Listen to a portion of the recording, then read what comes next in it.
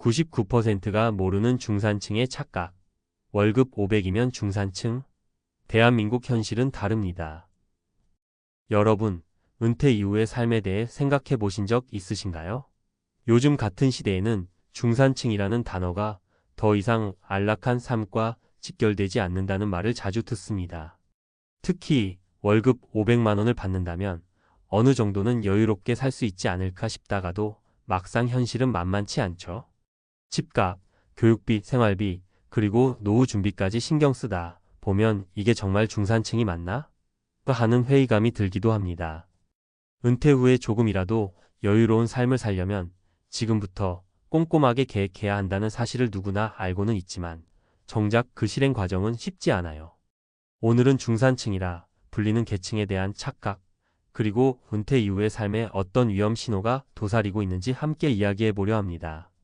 월 500만 원이라고 하면 왠지 먹고 사는데 큰 지장은 없겠다 싶지만 이 돈 가지고 정말 노후가 보장될까요?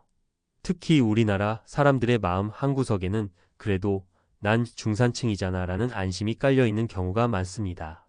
하지만 집값과 물가가 치솟는 현 시점에서 노후를 생각하면 이 정도 소득만으로는 상당히 부족할 수 있습니다. 왜 그렇게 말할 수 있는지 구체적인 사례를 통해 함께 살펴볼게요. 첫 번째 사례 새로운 지출이 계속 생기는 김 씨의 이야기.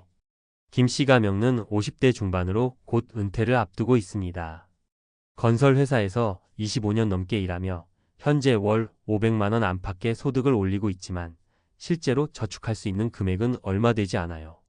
그동안 여러 번 인사이동이 있어 가끔씩 급여 상승 효과도 누렸지만 자녀가 고등학교에서 대학교로 진학하는 시점에 교육비가 확 뛰었습니다.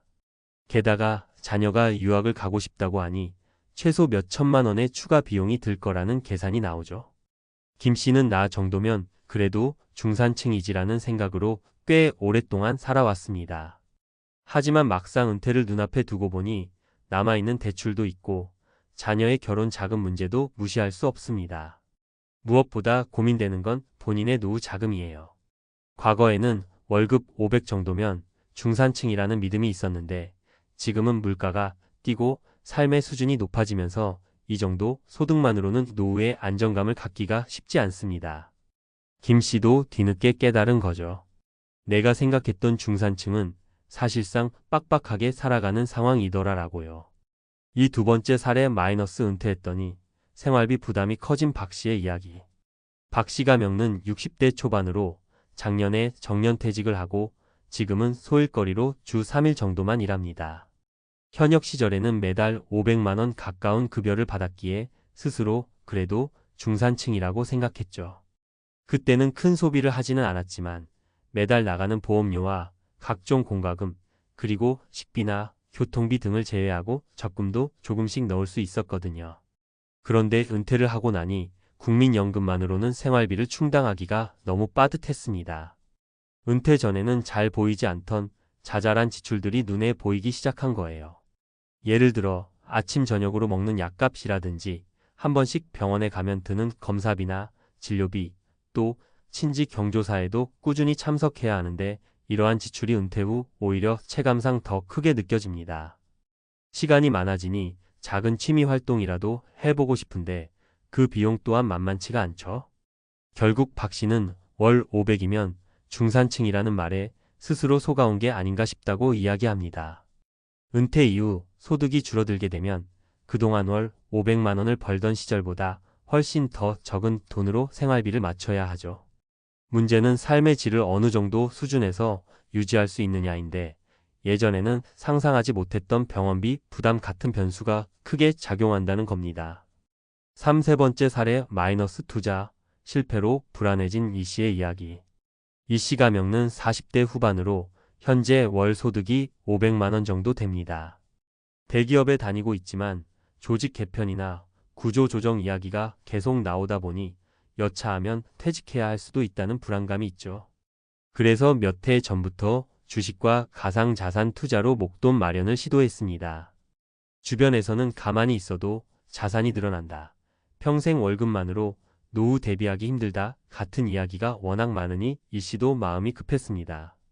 그런데 투자라는 게 운이 좋을 때는 짭짤한 수익을 주지만 타이밍이 안 맞으면 큰 손실을 볼 수도 있습니다.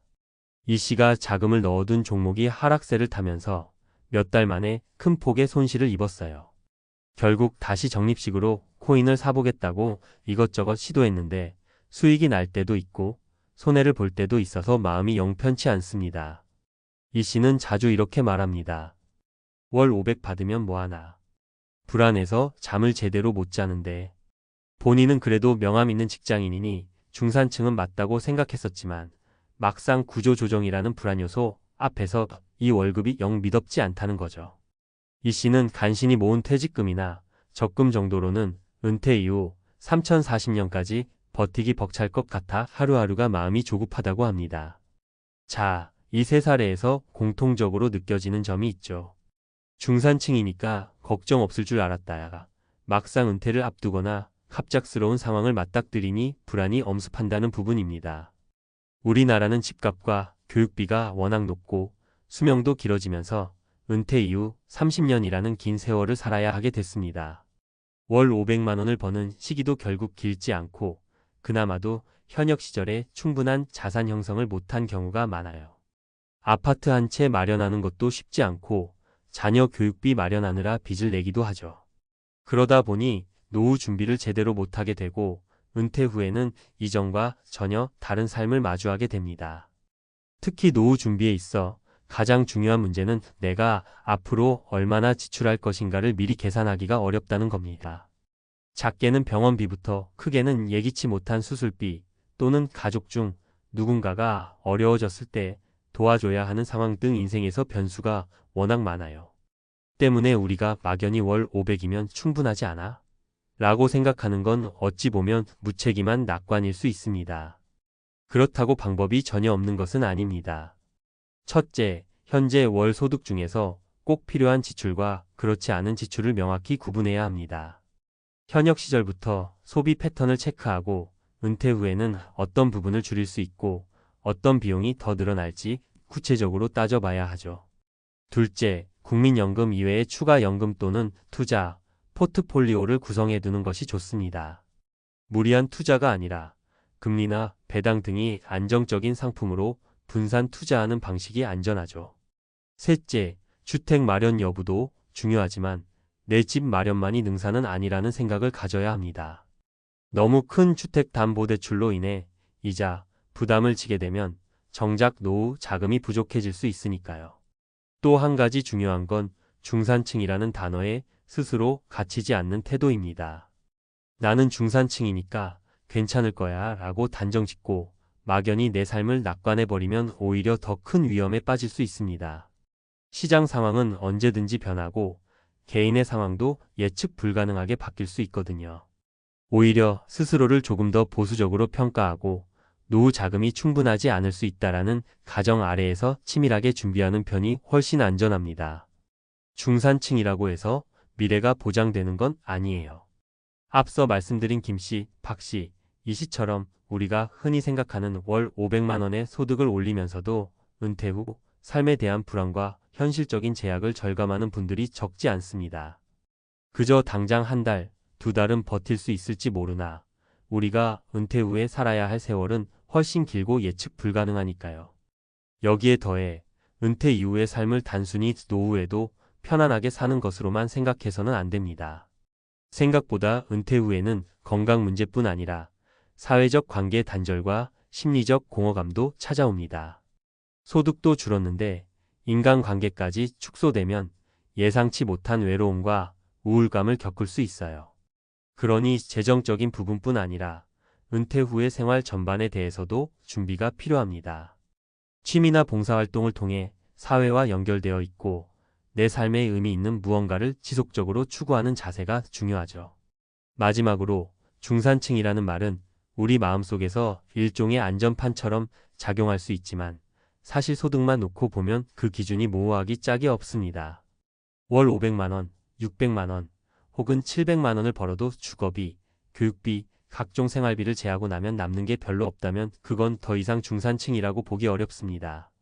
더욱이 은퇴 후에는 소득이 한참 줄어드니 나중을 위해 뚜렷한 플랜이 없다면 걱정과 불안이 끊임없이 찾아오죠. 결국 핵심은 지금 내 형편과 수입이 어떻든 간에 은퇴 이후의 재정을 어떻게 설계할 것인가에 달려 있습니다. 불안 요소를 미리 줄여놓고 실제로 필요한 지출 규모를 객관적으로 살펴보며 만약의 사태에 대비한 안전망을 갖추는 게 중요합니다.